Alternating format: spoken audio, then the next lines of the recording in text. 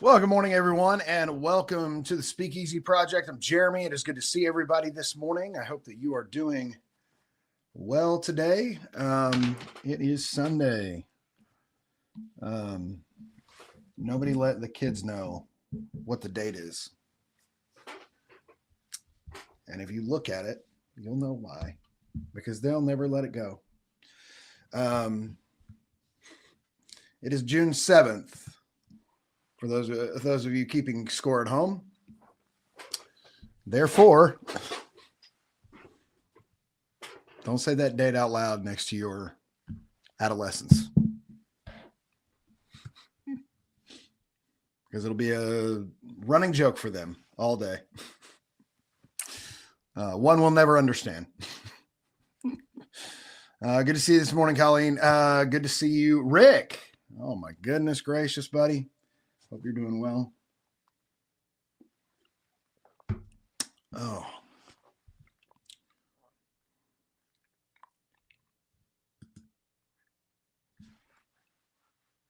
What can I say? Oh, well, that's exciting. Well, happy birthday to Rick Tyndall's daughter.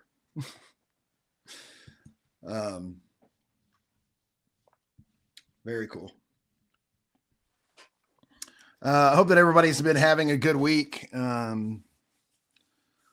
Rick's joining us on his travels today. Rick Morales joining us on his travels today. Rick Tyndall back in the building. We've been missing you, Rick, for sure. So we're glad that you're back. You know, I didn't know what to do without some witty humor here and there. You know, is it a little bit lost, if I'm being real honest. Moose joining us, and as per his usual, he'll send me the personalized text, which I always appreciate, instead of being in the feed. So it's always good. The Mooseicorn in the building too, so good to see him. I'm sure he's tinkered on a car or something like that out in his shop this morning, as he usually does. So good to see him this morning, and good to see all of you for sure. It has been, it has been a crazy season for sure. But I am glad that we are, just getting into some consistency here. Equipment working well, which is exciting. So all of those good things, and glad that we're just, good to see you this morning, Clarabelle. Glad that we're just, having a wonderful Sunday for sure. So,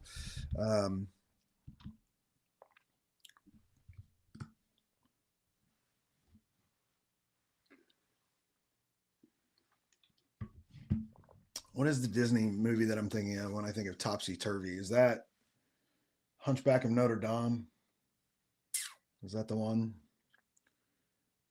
where there's a song that says topsy turvy in one of the, I don't know why my brain went there, but ADHD and things.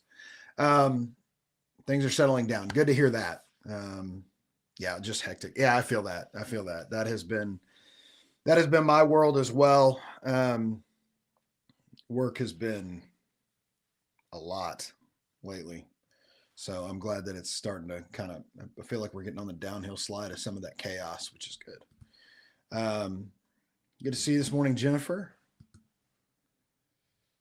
Yeah. It is very, very underrated Disney movie for sure. There were that era, that 90s era gave us some bangers. And as a matter of fact, it was so good that now it's like all Disney can think of, because it's like, anything that was good from like the 90s, they're just turning into live action at this point. And I guess probably the 2000 stuff too. I feel like 90s Disney and then like 2010s. It's like there was like a decade of not great in there. I'm not saying it was all bad. I'm just saying like we had a pretty long lull with some of those things. Yeah, we really did. I will say my kids got some good ones though. My kids got some good ones when they were little and really into that stuff. And they still are, but they got some good ones too. 2000s gave us Tangled, or 2010s gave us Tangled, gave us Frozen, right? Frozen, solid one. I get it. It's very hyped, but for a reason. It was a good one. Tangled was also killer, doing a live action of that now. And then Moana. I think Moana is my favorite Disney princess. I think that's probably true. So, anyway.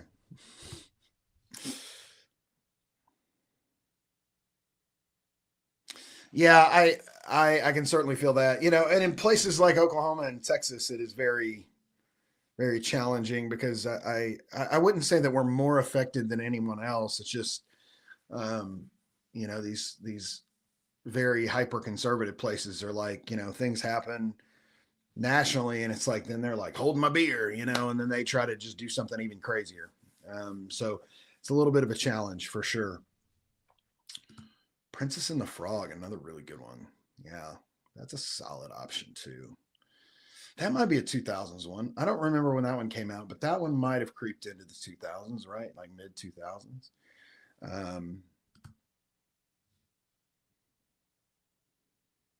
Yeah. Also, I think that there is something really fascinating about the narrative of that one, and Frozen as well, where it was kind of this change from like a princess who needs a man to like a princess who can be her own person. Like I like that. I like that switch. I like it as a dad. I'll say that as a girl dad, I love that, because it's like, okay, you don't need a prince. Like you can be the leader, you can be the changer, you can be the person that that creates change and effect. I love all of that.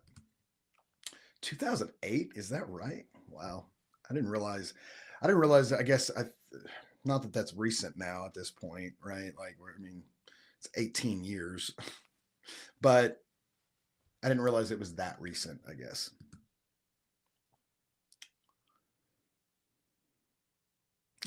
Oh no. uh, Listen, if you can't get on board with Moana, I don't know what to tell you on that. Oh, that's awesome. Yeah, that's great. I forgot that your wife works for Disney. That's right. So here we are saying nice things about the company, and not a sponsor, but they could be. If they want, they want to help out Speakeasy project.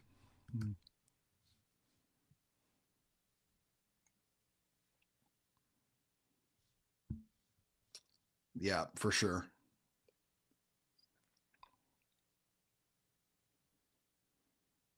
And I actually thought the second one wasn't bad either. Second one was pretty good. Second Moana was okay. I think the reason that I didn't love the second Moana as much, and this is just personal preference, the storyline was decent. I didn't like it as much because the music wasn't as good.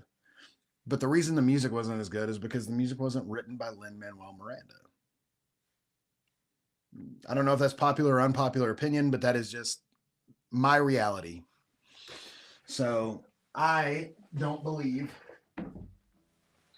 that the music was as good as the one that Lin Manuel Miranda did. Um, anyway. Okay. Oh, it's over here. I've been moving some things, as you can tell. I've been moving a few things around. So it's right here.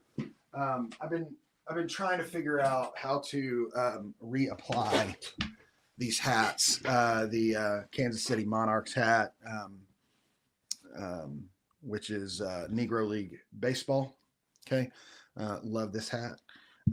Good throwback hat. Of course, the and the Monarchs hat was shedding on the hat that you sent me, Rick. So I've still got it. And of course, we've got free mom hugs. I got this from Sarah herself, so I love this hat. It's a good hat, and it's a dad hat. So this one's a dad hat too, though. This feels gross. This feels really gross. I will say, was it 2016? Maybe I did root for the Astros in the World Series before we knew that they were cheaters. So I do have these hats. They are going back up somewhere behind me. I just need to kind of figure it out because Captain Jack took that spot, and so since that change, it's been a little bit of a challenge. Yeah, can't argue that. No, the original Moana was incredible music. But I think there's things that made both of those really good. Kristen Bell, obviously, in Frozen. Um,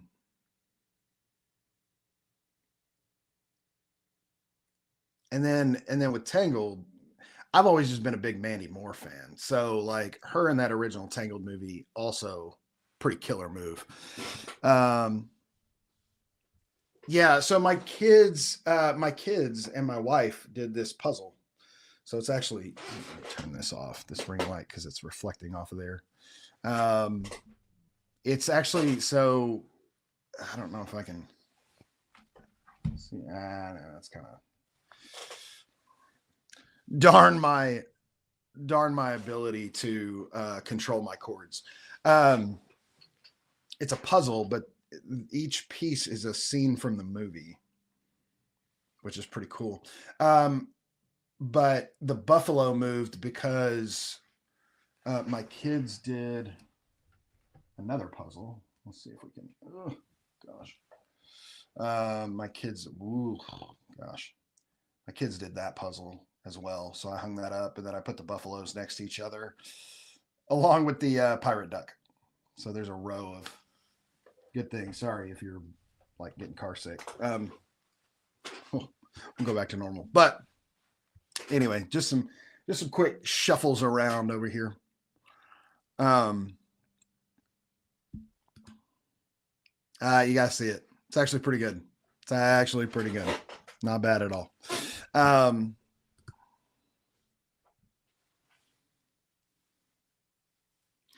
I I need to go. I want to spend some time in Kansas City for a number of reasons. One, because of that museum. Two, I would like to. Um, I'd like to really go to Kauffman. And I know it's not like amazing or anything, but it's historical and it's going away, right? Like there's a new stadium being built, so I'd like to go to Kauffman Stadium at some point before it closes. So that's going to have to be sooner rather than later. Also, just some Kansas City barbecue. I don't. I don't like it as much as Texas style barbecue, but there's also something to be said about being in that birthplace, right? Like Carolina barbecue, not my favorite, but out of the barbecues, but Carolina barbecue in the Carolinas, it's different. Okay. It's just like you've got places in these other areas that try their hand at some of those things and it just doesn't hit the same. So there's some spots in Carolina that just really make some killer barbecue because it's Carolina style in Carolina. And it's what they do. Right. So same thing in Kansas City, same thing in Memphis, you go to the Rendezvous, they may have the best ribs on the planet. They might, you know, they use charcoal, dry rub, some killer ribs, Kansas City, or in Memphis. So want to try some Kansas City barbecue in Kansas City. Got to be a thing. So there's a handful of reasons why I would like to at some point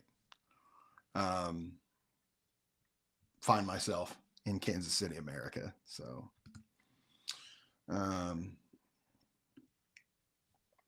yes, Jennifer is in Kansas City. So all sorts of really cool things there. But I do want to go to the museum. Love this hat. Also, I just feel like, look, I understand that it is similar-ish to the Royals. It is very similar-ish to the Chiefs, but as a graphic design guy and as a marketing guy, this font and that logo is so much better to me. Like, and it's not some kind of like, I don't feel some type of way about it. Like, it's not virtue signaling. Like, it's legitimately like, I just think this is a much cleaner, like more streamlined look. I love it. Like the cream and the red, so good. Anyway, fantastic logo. And then obviously some really great history behind that. So love things with some history. Kaufman's going to be there for a while. Yeah. Yeah. Well, have they even broke ground yet? I mean, I know it's coming, right? Like I know that they're building a new ballpark, but I don't know when that's supposed to happen. Oh, love that even better. Actually, I got to text you about that, Jennifer. Actually, I'm still able to get some really great. When I went to a funeral in Arkansas, you hooked me up and you didn't even know it. So, speaking of hotels, so maybe you did know it, but some of the link stuff that you provided for me, friends and family discount kind of stuff, which was really good. To start in a couple of years. Okay, so there's some time then. That's cool. Yes, I really greatly appreciate it. As y'all know, my aunt had suddenly passed away kind of late in the spring. And so I ended up having to go back home. And it was really great. It was one of those things. It was one of those things that we talked about last week.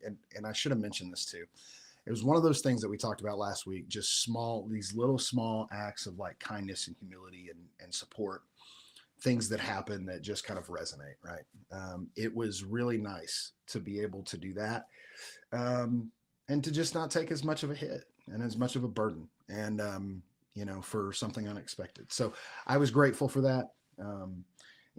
I think I tell people all the time, if you're going to have to travel for a funeral, get yourself a decent hotel room, get yourself somewhere nice that you can like, at the end of the day, when all the chaos is done, all the, the viewings and the family stuff and all the just really hard stuff, spend that a little bit extra, do that little extra thing nice for yourself, because there's just something nice about like leaving that stress in that place of grief and like just being able to like crash and not be like, oh my gosh, like this place, like the air conditioner doesn't work and the people at the reception suck. And it's just like all of those kinds of things. Like if you can kind of alleviate some of that stress, like that's great.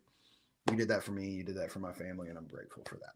So, and you didn't even know it.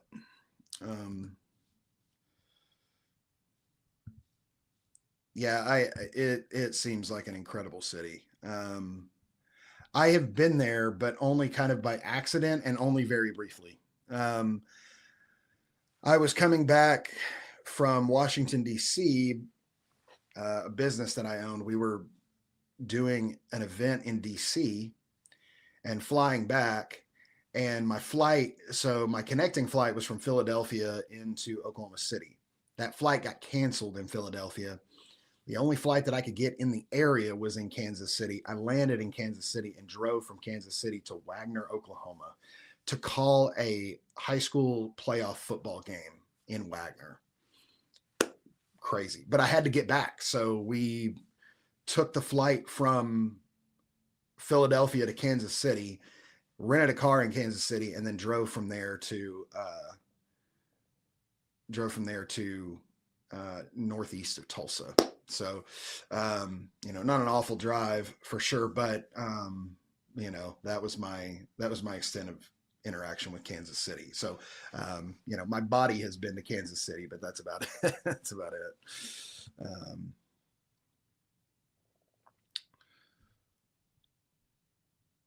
Wait.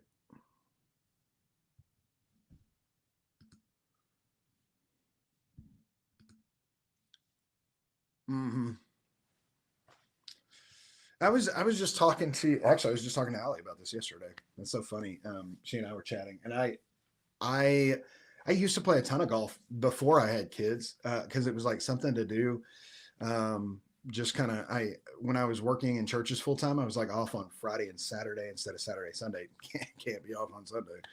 Um, and so like I would play golf on a lot of Fridays just because I something to do and kind of get my mind off things. Um, but with kids, I just haven't. I have golf clubs that just are dust bunnies at this point. It's been years.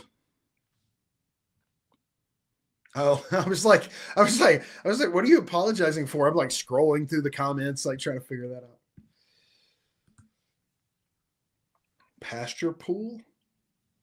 Oh, yeah, that's clever. Yeah, yeah, it really is. The Robin Williams stand up bit about the invention of golf is top five stand up bits of all time. So if you haven't seen that, you can probably just look it up on YouTube. But Robin Williams, I think probably in his last stand up special, uh, did a bit about the invention of golf and like how these Scottish guys were like trying to design golf, and it's just it's pretty funny. So that comment reminds me of that. Um, yeah,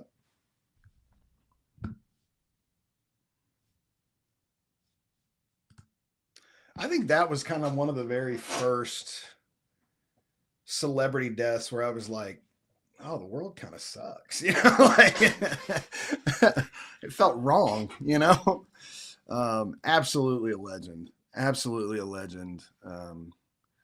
Just and then to like hear people talk about the way like operating with him on a movie set and just how quick he was and just how much faster his brain would work in those spaces like it gave me hope for being neurodivergent a little bit, you know what I'm saying, like no no no, it's cool if you're just really really good at your craft, like you may be a space cadet in everything else. No Mork and Mindy, pun intended. But like it told me it was like no no no, it's really it's okay. Like if you just hyper fixate on something, get really really good at it. And so I feel like that was just kind of his genius, right? Like he would get into those spaces and just be that much better than everybody else. And I love that. And I think the world's just not as great of a place without um, without Robin Williams. So, um, all right.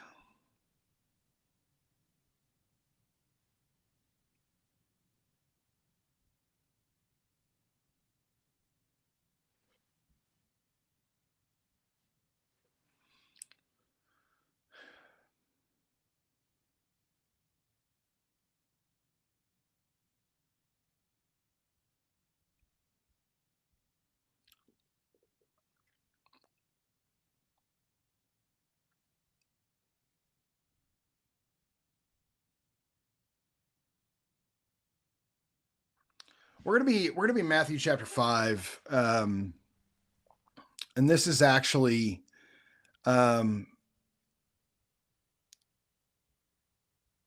kind of, it's the beginning of the Sermon on the Mount. Um, and a lot of times we go into what is considered to be um, the Beatitudes, right? The the ways of the characteristics that we should have as people who follow Jesus, but also what I would venture to say as someone who is kind of more theologically minded, I believe that those things are kind of more like not just expressing who we should be, but also the character of the divine, um, and a reminder of the goodness of the divinity of Jesus and God and those things. But I think there's also some um, really interesting things that happen at the very beginning of this chapter that a lot of times we just kind of skip over. Um, and so I'm actually gonna kind of touch on some of that beginning at the very very beginning of the chapter, and kind of working through the first handful of verses here. We'll kind of see how far we get. I've got a few things that I want to touch on this morning. I don't want to keep you forever. We've already been on for a minute, so I want to be mindful of your time. But we're going to be in Matthew chapter 5, verse 1, starting at the very very beginning of the chapter. I'll put that in the chat real quick. Should be 1 through 8 is really what it's going to be. So it's giving me an option to put myself in timeout. That's pretty great. I was like, I want to pin this, but anyway, all right. Matthew chapter 5, verse 1. When Jesus saw his ministry drawing huge crowds, he climbed a hillside. So this is kind of these first moments when we see that Jesus is like gathering way more people. And it's scripture. A lot of times it'll say, well, a large crowd was following Jesus, or a big crowd was following Jesus. We can imagine based on the times when so we see a couple of different instances: Jesus feeding the 5,000, Jesus feeding the 4,000. Those are two different gospels. Some theologians believe that was the same instance. A lot believe that it was two separate times. I kind of tend to think that it may have been a couple of different times. I imagine there was probably some other times that similar things happened that just are not accounted. Historically, this was just a head count of the men with families. So you can imagine that because Jesus was so open to women following him as well, and that these women probably had their children with them, and all of that kind of thing, you can imagine that this is a crowd maybe exceeding 10, 15,000 people, right? It's a lot of people. And so when it says that Jesus began drawing huge crowds, there's thousands of people that are following him. We see these moments when it says a large crowd followed Jesus through the streets. You can imagine this is the same thing, that the math is kind of the same. There's thousands of people just walking around following this guy. The most impactful, game-changing grassroots movement that's ever happened. Politicians would love to have this impact, right? In their grassroots movement, just people just blindly following them around, just hanging on every word. But none of them are Jesus, so they won't. But I do find it really fascinating that this is kind of one of those first moments when I think that almost even Jesus had this realization, like, wow, there's a lot of people here. And certainly the disciples. So for Matthew to be writing this and to be saying, like, look, Jesus saw that he was drawing huge crowds, there must have been some internal dialogue, right? Like, wow, guys, there's a lot of people here. Like, we don't have to do something about this, So Jesus intentionally takes himself up a hillside. Why? Because he wants to be able to be heard and be seen by all of these people that are following him, because Jesus is a servant guy. So he is compassionately caring about those who are around him. And he goes, look, these people are following me to hear me teach. So I guess what I'm going to do is I'm going to kind of elevate myself physically, so they can see me, so they can hear me, so that we can begin to have these real conversations. And so it says that he climbed a hillside, and those who were apprenticed to him, so talking about the disciples, the committed, climbed with him. Arriving at a quiet place, he sat down and taught his climbing companions. So what's interesting here is there's all of these thousands of people. Jesus takes a moment to kind of climb and to elevate to this spot that eventually he's going to teach from. He's going to give the Sermon on the Mount. But before he does that, he takes a moment to just those who were committed enough to follow Jesus kind of up this hillside. He invests specifically in them.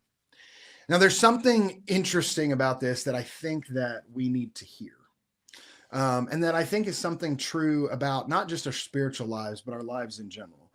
If we're willing to take the extra step, we're going to get the bonus content, if that makes sense, right? It's like following your favorite Patreon creator, right? Like if you're willing to put in a little bit of extra, you're going to get the extra stuff. And that's kind of what was happening here. Jesus is like, okay, y'all climbed up here with me. I'm going to say some things to you in particular.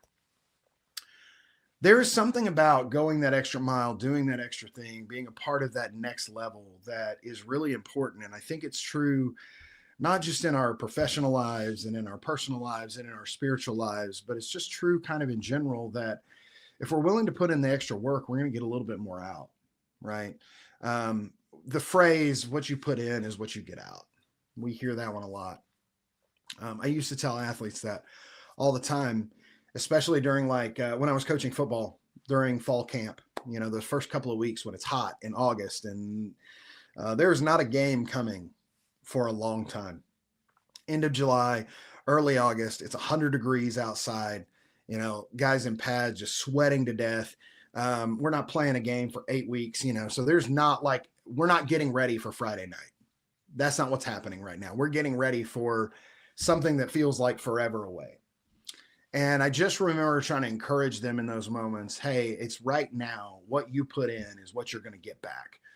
These are the things that it was always that motivation thing, right? Right now is you defining how you're going to perform in the fourth quarter of a tight game.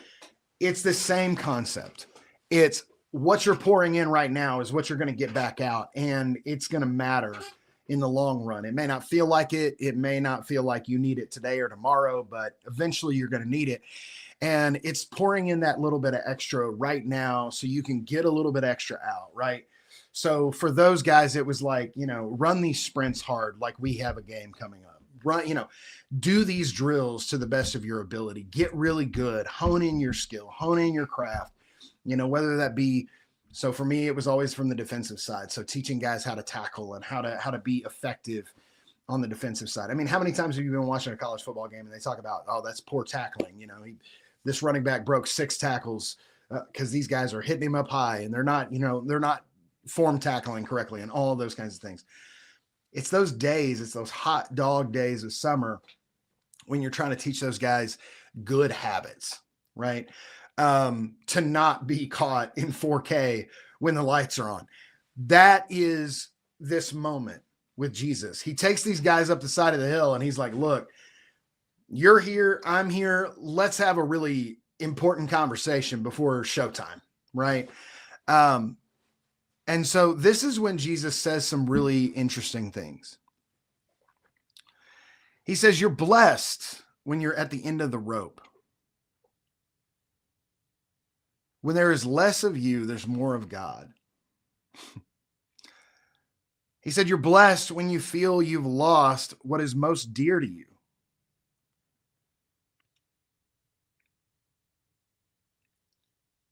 Only then can you be embraced by the one most dear to you. So this is the beginning of these Beatitudes, this moment of, blessed are the, right, in the more traditional language.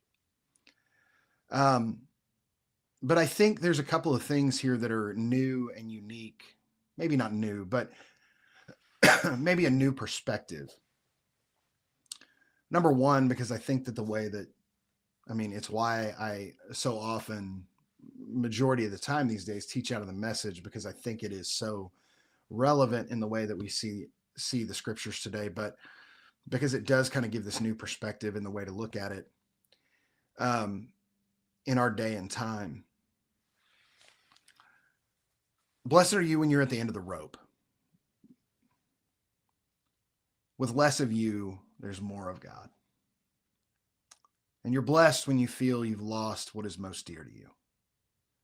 Only then can you be embraced by the one most dear to you. And what's really interesting here is the phrase "the one" is capitalized.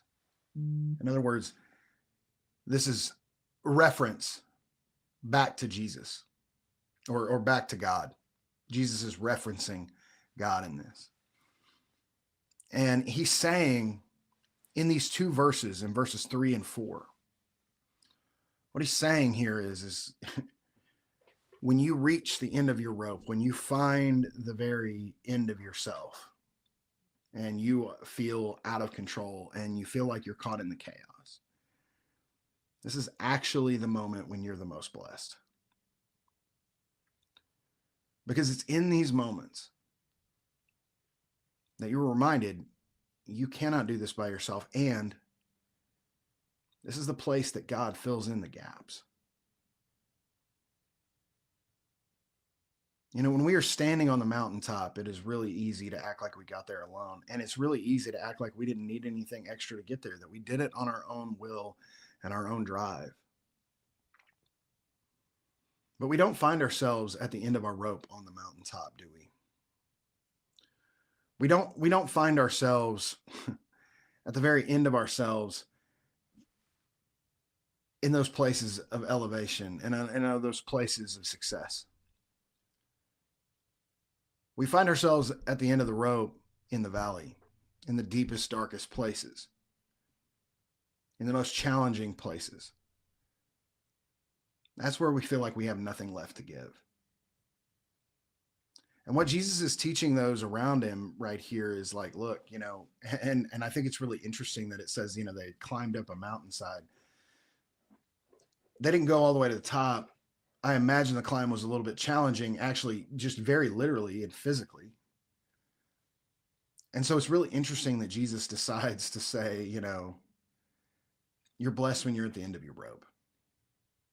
When you get to that place where you feel like you can't take another step, when you feel like you can't do the next thing, because that's the place you find that you need more of God.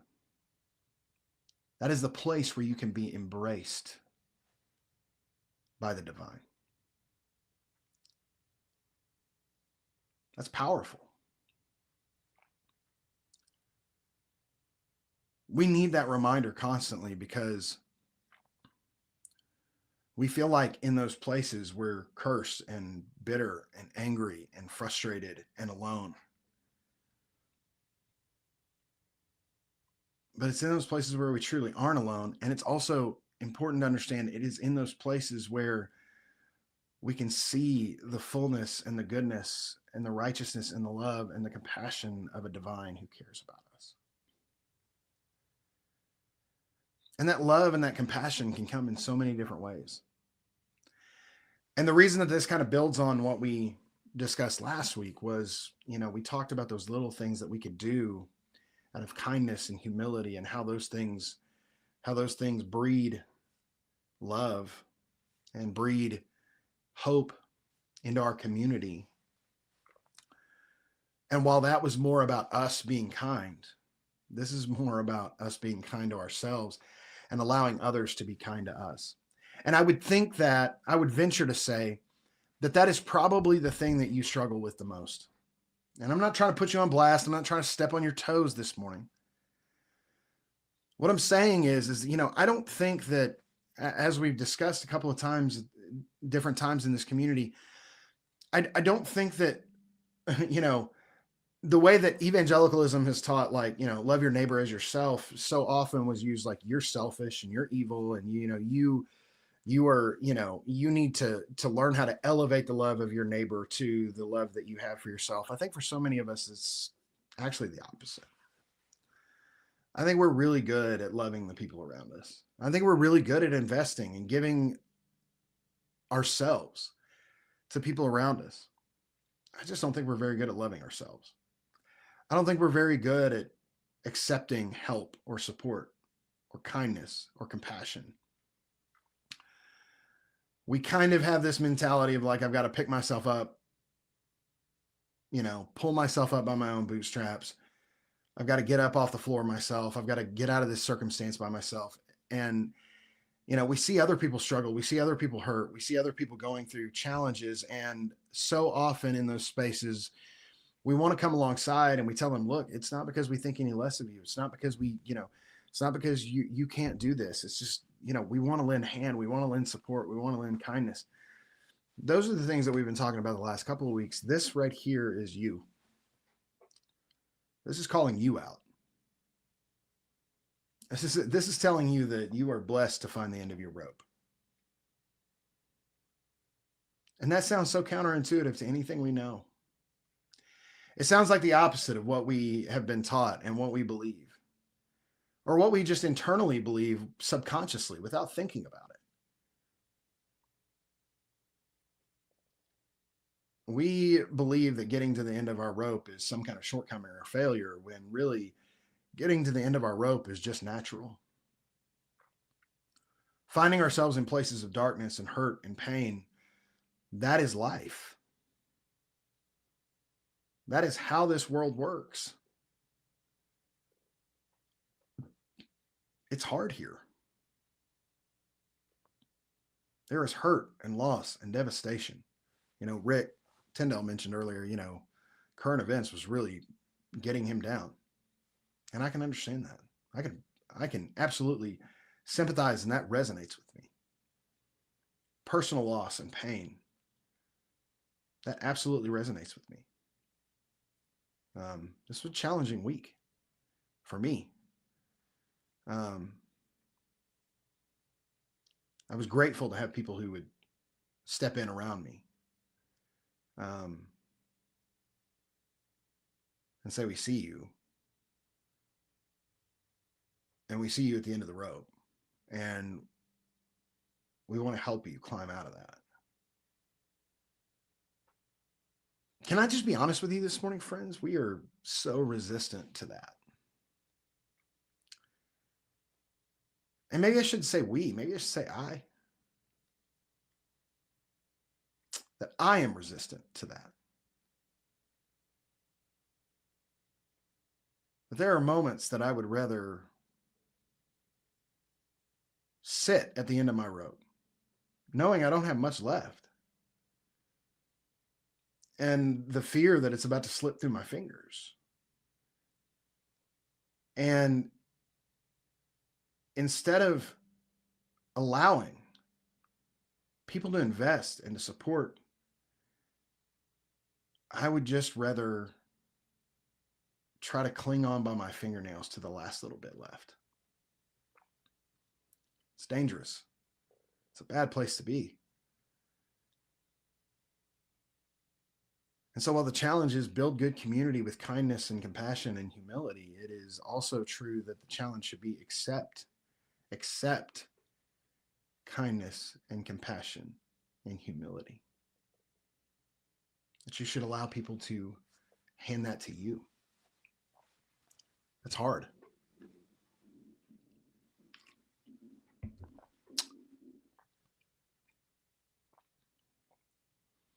But what Jesus tells his closest followers here is it's in those moments, it's in those places when you truly find God.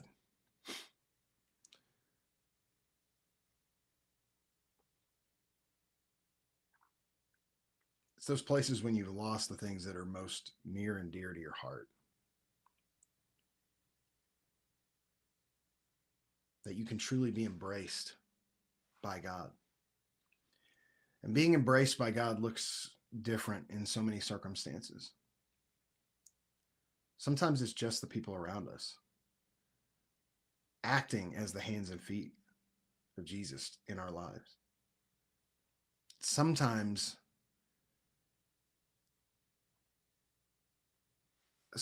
it's just kind words and uplifting support.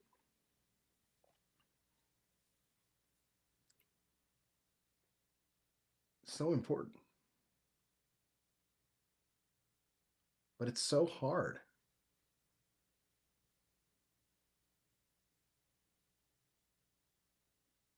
We want so desperately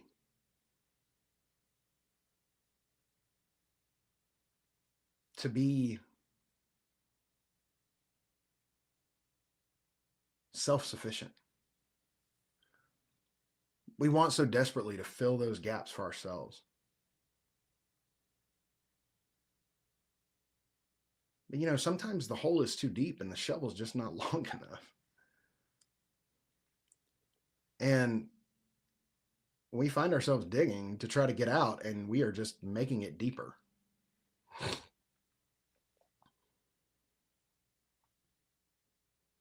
It's in those places when we need to learn to pause and to appreciate and to value the existence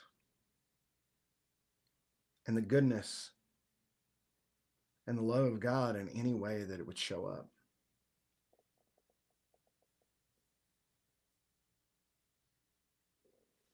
And we need to realize that it's in those moments when we are being held closer.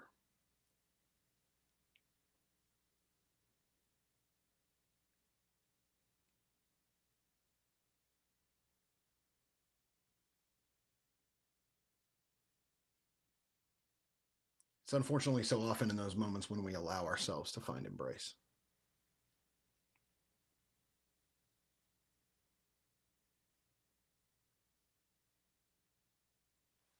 And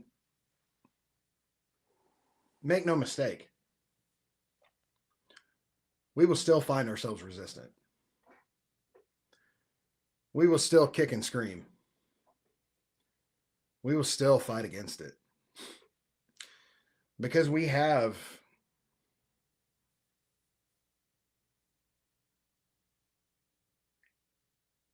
so much pride sometimes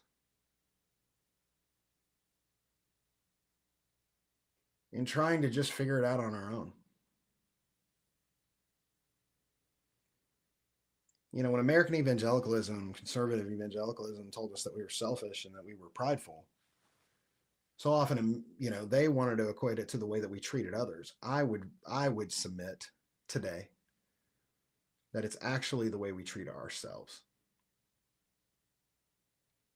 Your pride and your arrogance, while there, often don't reflect in the way that you encounter and engage and support other people. They reflect the way you treat yourself.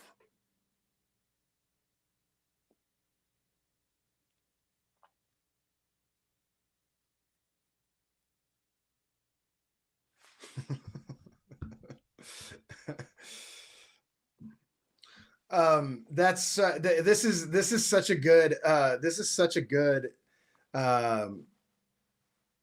illusion of God. And I think actually this depiction, this example of God, it always reminds me of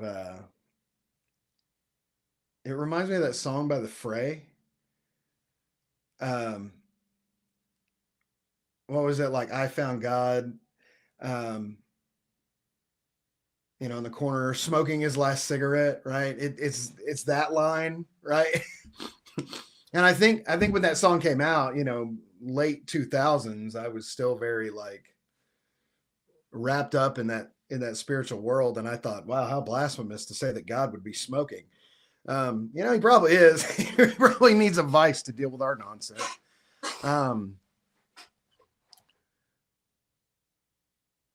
but it is interesting to think like we are, we've been given this template of how to process these things and walk through these things, and then we just continue to ignore them and we continue to try to fix the problems ourselves.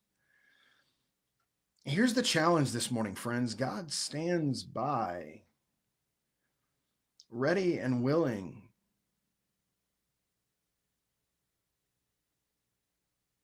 to fill in the gaps, to offer hope and support.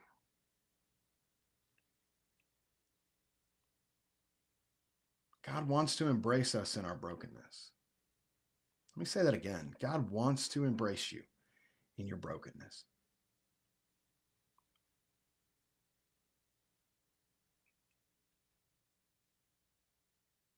And that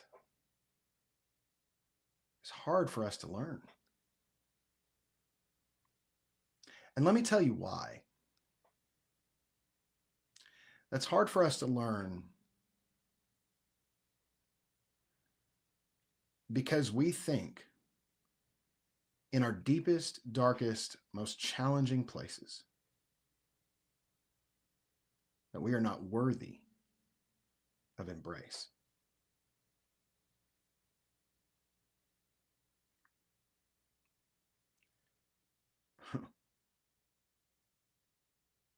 We have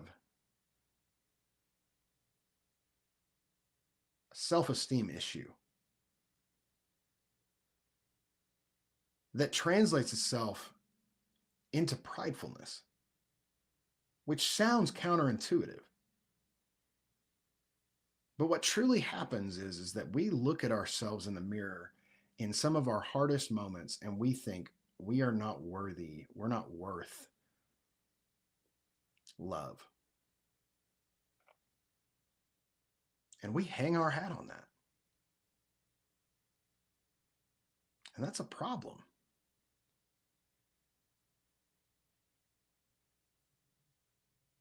Because we should be willing to accept love and kindness and support in those hardest places.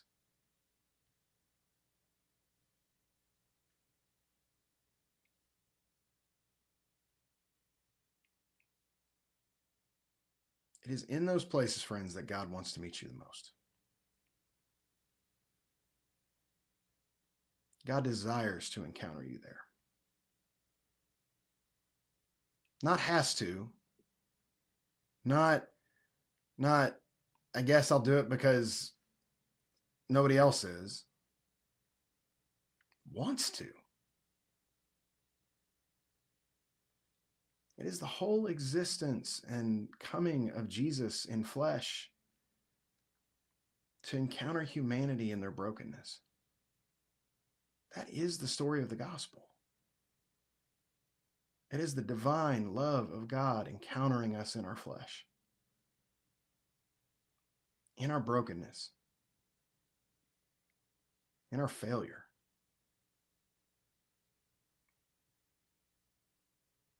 It is the truth of our faith. And therefore, because that's true, we have to retrain our brain and our mindset to learn how to be okay with not being okay and to learn to be okay with help.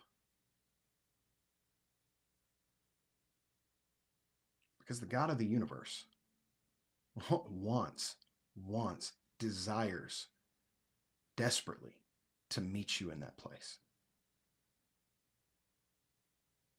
And not to scold you, not to smite you, not to send you to burn forever in some lake of fire. That is not why God wants to meet you there. He wants to meet you there to embrace you, pull you out.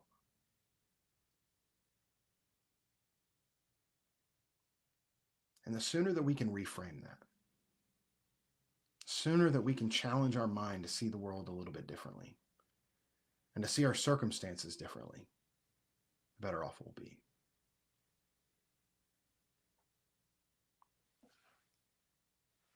That is the truth and the goodness and the holiness of God. And so I desperately love this passage because it is a reminder that God desires to meet us in those places. And when he finds us there, he's glad that he did.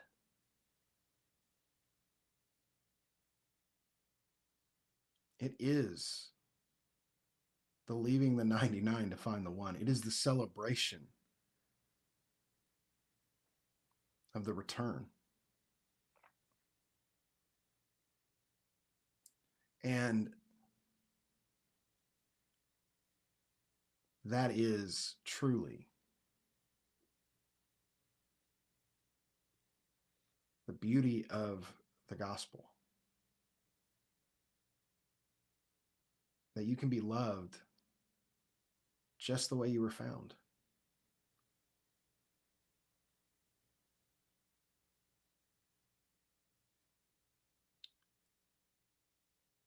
And so there's no shame in that. There's no disappointment. There's only love and hope. So I don't know where you are today. I don't know what your situation looks like. But if you were somebody who is finding yourself in that deep, dark, secluded place, just know, number one, you don't have to be there alone.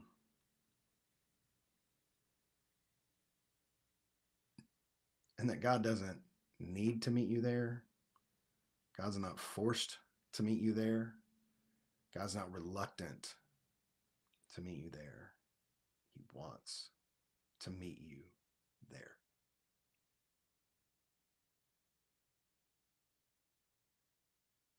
So allow it. Accept it.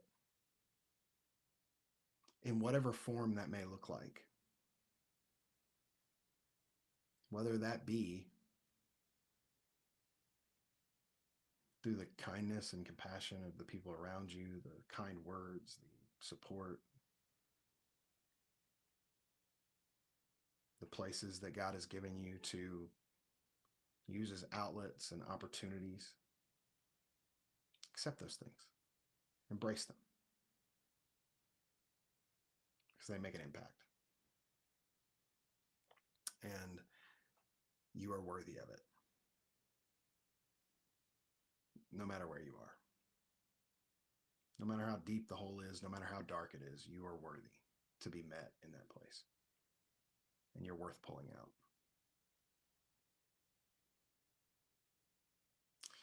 All right. That's what I got for you this morning, friends. We're already past noon. We've been on this stream right at an hour. So, anyway, yeah.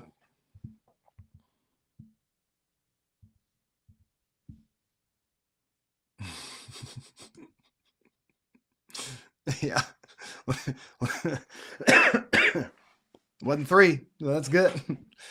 All right. I hope that y'all have a fantastic Sunday. Enjoy some time with your loved ones, family, friends, people around you.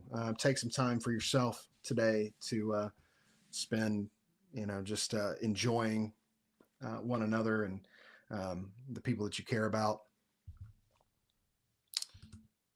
Everybody have a fantastic day. Oh, this Tuesday, Wednesday, 7 Eastern, 6 Central. 7 Eastern, 6 Central on Tuesdays and Wednesdays. Come be a part of one, be a part of both. Midweek, Rick leads that. Definitely come be a part of that. So Tuesdays and Wednesdays, 6 Central, 7 Eastern. Okay. Yes.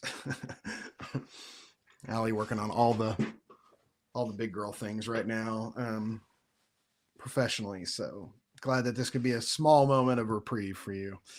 Um, yes, everybody have a fantastic week. I'm gonna be on the road a bunch this week. I look forward to that a little bit, but not a lot. You know, I just kind of it's this in between. Like, I enjoy being out to some of our other locations inside of my company and getting to connect with those people. I miss being away from my family and my kids. So definitely keep me in your, you know, proverbial thoughts and prayers this week. You know, it's going to be a busy week. Last couple of weeks have been crazy. This is going to be a good kind of busy, you know, um, kind of a more back to normal for me. But I'll be in Arkansas for part of the week.